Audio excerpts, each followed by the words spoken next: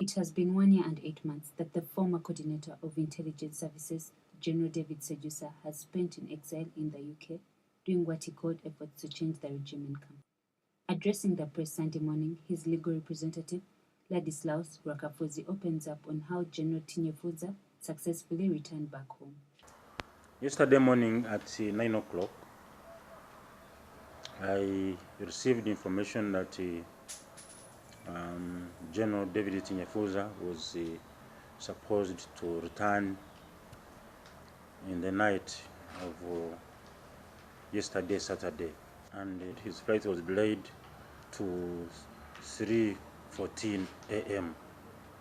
this morning, Sunday. Aboard a delayed British Airways plane, General David Sejjusa arrived in the country shortly before 3:15 a.m. He then moved to the VIP lounge where he was received by the Director ISO, Brigadier Ronnie Baria, his sister, and lawyer Rakafuzi as his legal representative.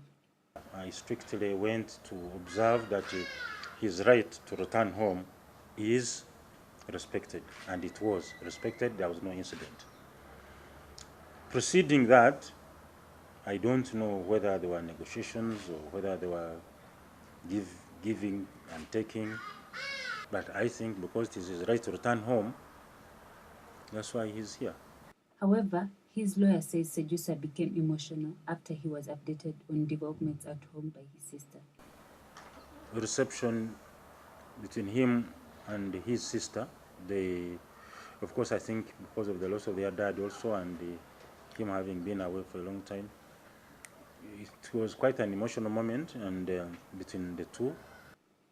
It is at this moment that he informed his lawyer on how he desperately needed to retire from the army so as to live a private life. You see, he has done everything in his powers to show that he is not interested in continuing in the army. In 1996, he even went to court to challenge his continued conscription in the army. And the Supreme Court said that it was a privilege of the commander-in-chief to discharge him or not. But I think since then, the interpretation of the Constitution has been growing. At that time, our Constitutional Court was young, but today there's a lot of dicta that would be really in his favor, that would go to show that you cannot force a person to continue serving.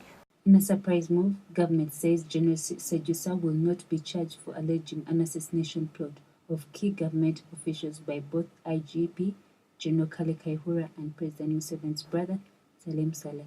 For now, he's a free man to the best of my knowledge, and that's why he has been here. Otherwise, they would have arrested him promptly at the airport.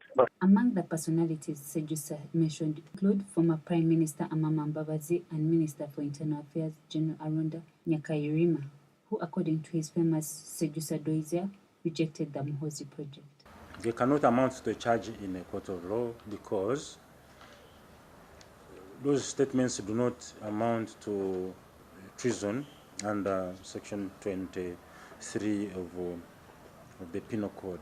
They do not disclose the offense of treason because there's no overt act. He's a professional soldier, so if he says this can be a strategy, the other can be a strategy, that does not mean that he's going to do it, and he didn't do it. That's why I'm sure he's here. Afraid that some people could be after his life, President Museveni has reportedly ordered for his protection. It is alleged that even his ticket was secured.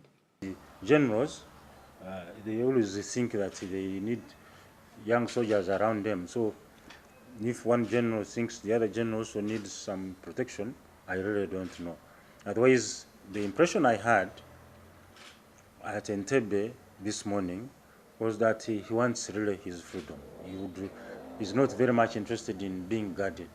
He wants to live a civilian life. General Sejjusa drove directly to his family home in Sembabule district, where he was received by family and friends.